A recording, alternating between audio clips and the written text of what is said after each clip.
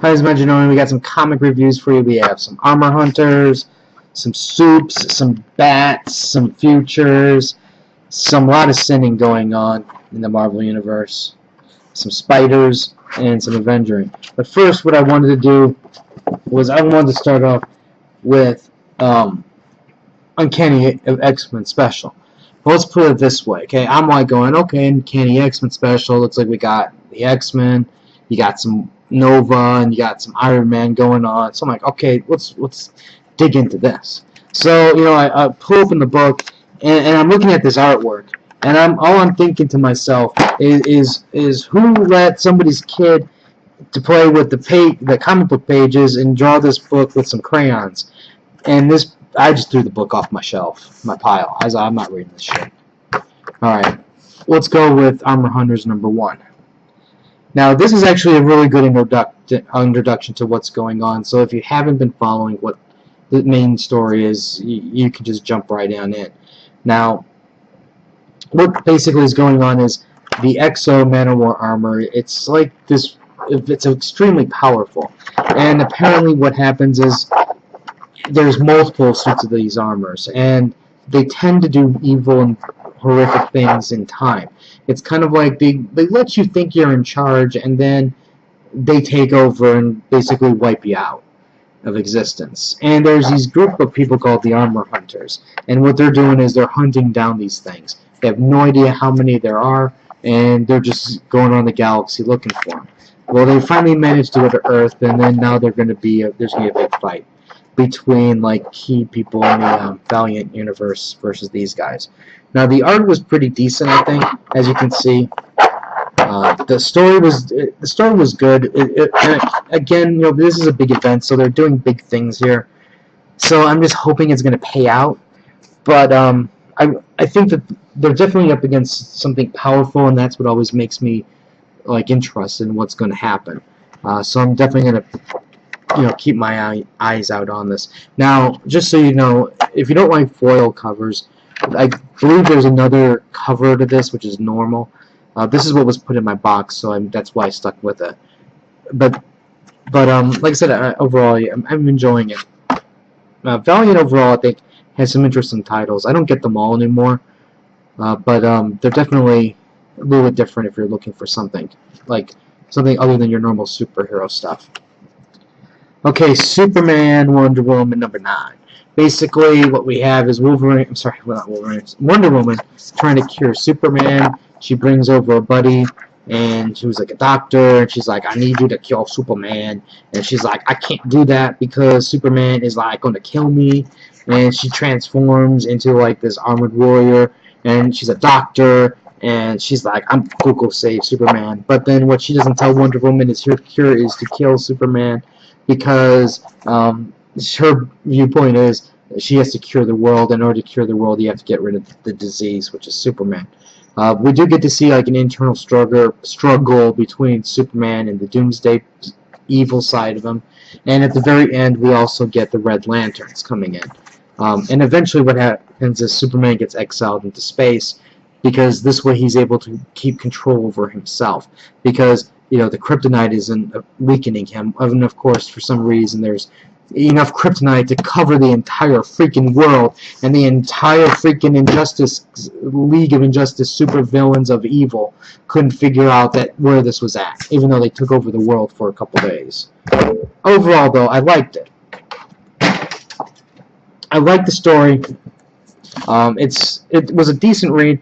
What I'm really curious about is where it's gonna go from there. Okay, Batman Eternal. Now this one had, in my opinion, had art suffering issues. Now, there's at times where I'm looking at Jason Todd and I'm looking at Bruce Wayne, and I have no idea who these people are. I mean, like, honestly speaking, would you know that's Jason and Bruce? I don't think so. There's no way any of you can tell me that would be Jason and Bruce. No way. Now, even though it has some serious, in my opinion, some serious art issues, there is some really pages of horrific, like holy crap, that looks freaking awesome. And that has to deal with Professor Pig, if I can get to him in just a second here.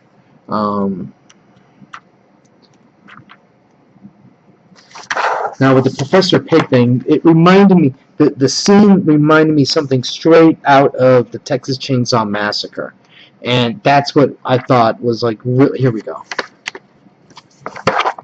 There's a couple scenes like this where they're like, I mean, they look like, let's put it this way, you see this coming walking down the street, you just, like, you leave really quick. You lock your doors, you hide.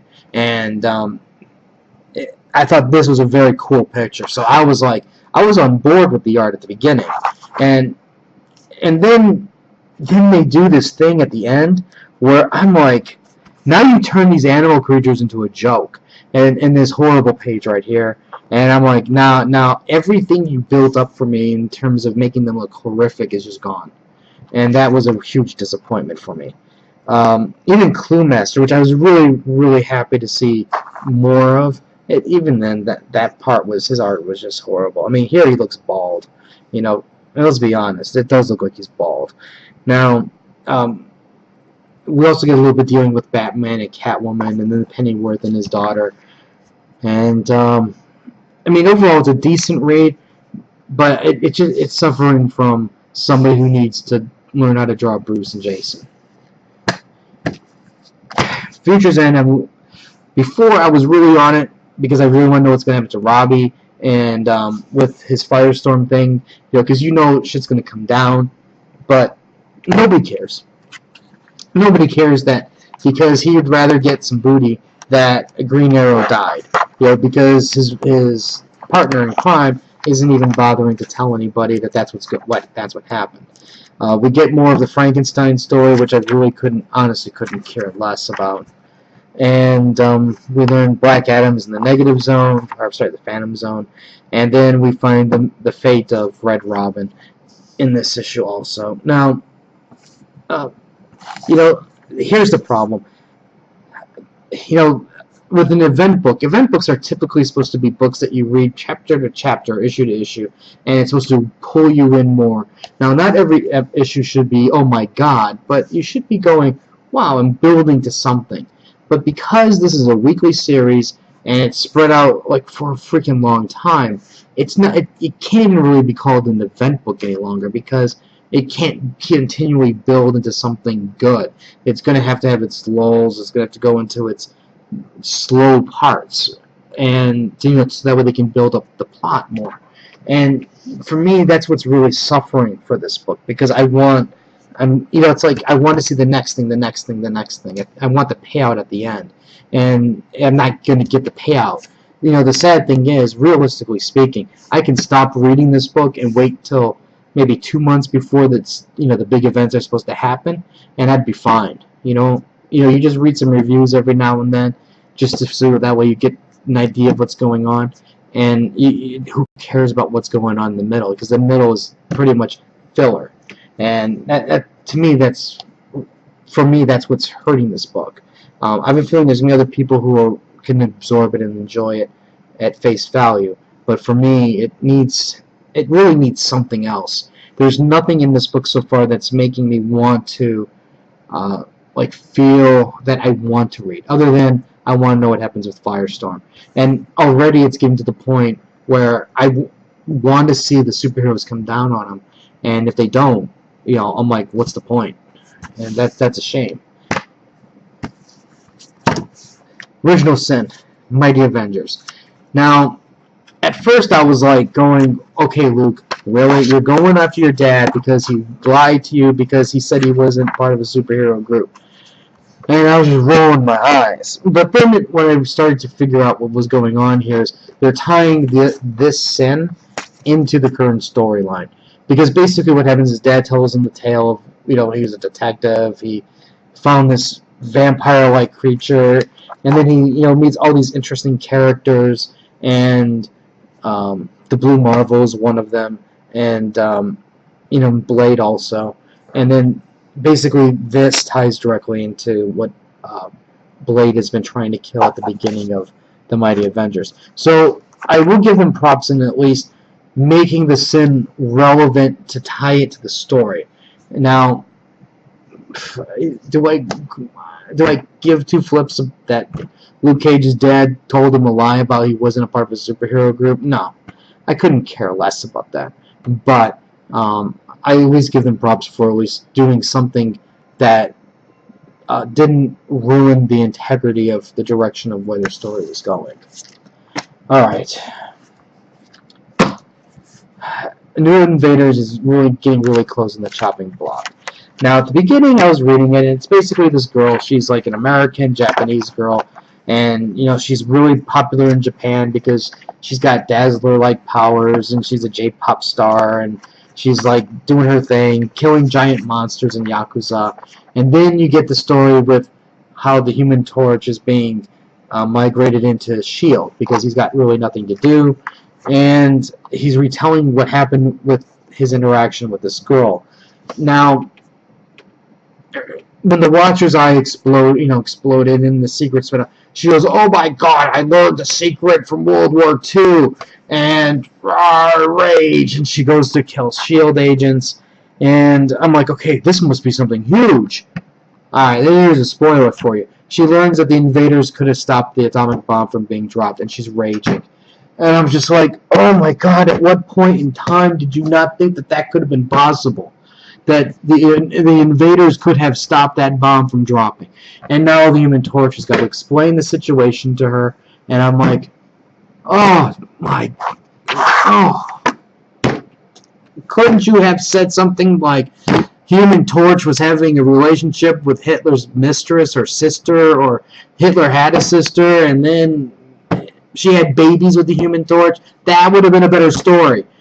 Don't tell me that the invaders could have stopped the atomic bomb. No freaking kidding that could have happened. Jesus. God damn these original fucking crossovers. Amazing Spider-Man learning to crawl. Alright, basically what you have is hero worship. This kid, he's like, I really love Spider-Man. I'm going to become a superhero. And then, talk about creepy, he pays Spider-Man to basically go in front of a camera and fake fighting for like an hour and let him win in costume. And I'm like, oh. I mean, now keep in mind, I'm not going, oh, because of the story. I'm going, oh, because this guy is such a creep, you know, and I'm just like, this is not happening to me that I'm reading this. And then, you know, they're retconning him into the basic storyline because you see Spider-Man appearing with at the Baxter Building, and that fateful day when he basically tried to become a member of the Fantastic Four to get paid, and they're doing all that kind of stuff. And I'm like, this is just painful to read, because that guy is a creep, you know, and then Spider-Man's a total, Peter's an ass. I'm not lying. Exaggerating. He is a total ass in this. But if you remember back in the day, he was a little asshole-ish because of, you know, he was in it for the bucks. But it wasn't until later, a little bit later on, that he started to really develop into like a well-rounded, good person. Regardless, though, it's hard for me to recommend this because this isn't like what I would call a stellar read. It's all they're really doing is they're just fitting in another character into the Spider-Man mythos and giving him an excuse to hate Spider-Man because now his #1 fan hates him. And I'm just like, just turn him freaking evil. Can't you just say, like, Spider-Man did something and a crane fell on his head and now he turned evil or something like that? Alright. New Avengers. Number 19. Two worlds are about to collide. And what you have here is basically the Avengers meeting the, not necessarily your Justice League. And before you say, Majin, that's not the Justice League, let me tell you, this is the Justice League. You got the Flash. Does that helmet not look familiar? You got Batman. Guess what his name is? Wayne. Yeah, Wayne. You got Superman right there. You have Dr. Fate. Let me see if I can get Dr. Fate. Okay, here's Superman. There's Dr. Fate right there. And then you also have Green. Oh, there's another picture of Dr. Fate. And then there's Green Lantern. Green Lantern right there. So that's not necessarily your Justice League. So basically, it starts off with them talking, going, well, you know, there's this thing happening, and I'm not sure if you've noticed. And, you know, they're talking about what can they do. And they're both beating around the bush because you know they're just going, somebody's going to throw the punch. Somebody's going to have to throw the punch. And, you know, Black Panther's cool. And he's like, well, do you guys, the not necessarily your Justice League, they're like, so do you have any plans to do this? And then, you know, Black Panther's like, yeah, we created an antimatter bomb. We'll destroy the planet. And everybody's like, what? And then, you know, and then they go back to talking again. And, you know, this is why I love the Submariner. He's just like, Jesus Christ, I can't deal with this bullshit. And he throws his trident and gets Batman wannabe. And that starts the fight. So I'm like, thank goodness there is a Submariner on this team. And finally, the other big thing is Thanos and his crew are about to get released. Because due to Maximus Black Bolt's insane son. So basically what it is, he had a microscopic hole to get oxygen, so this way this guy here would regenerate. I am looking forward to that. Alright. Did I like the book? Yeah, it's okay. I mean, it's the Justice League wannabes versus the Avengers, so how can you not hate on that, right? And come on, Namor throws a trident and skewers Batman. Why wouldn't you want to read that? You know I wanted to read that. Let's get you some codes. And here we got focusing gosh darn problems. And you know, if you get a code, just be kind of nice. Save some codes for other people. Don't take them all.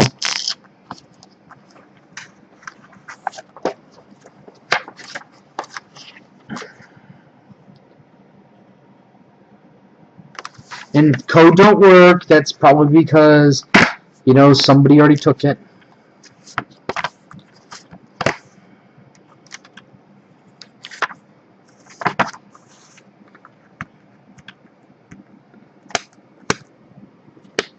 And this stupid thing. So what did you guys think as a whole for this week's books? Did you like them? Did you hate them? What was your favorite? Stupid original sins. God damn it. Sad. You know the sad thing is, I'm going to buy this next one. I'm going to be stupid and buy the next one. And there you go. Comments or questions, let me know. Like, share. Facebook, Crunchyroll. I'll have more videos later. Until